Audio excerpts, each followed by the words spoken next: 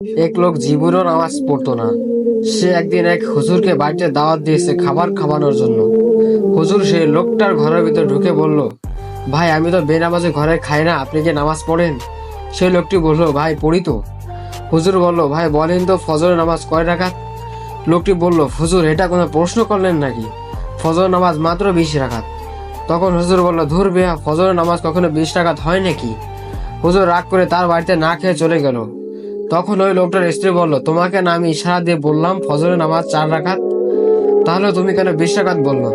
তখন সেই লোকটা বলল, রাখো তোমার 4 রাকাত, আমি 20 রাকাত বললাম তাই হুজুর খাইলো না, আর 4 রাকাত বললে মনে হয় অনেক খাওয়া খাইতো।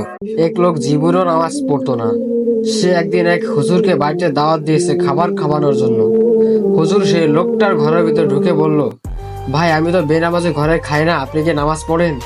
সেই লোকটি বলল, ভাই পড়ি তো। হুজুর বলল, ভাই বলেন তো ফজরের নামাজ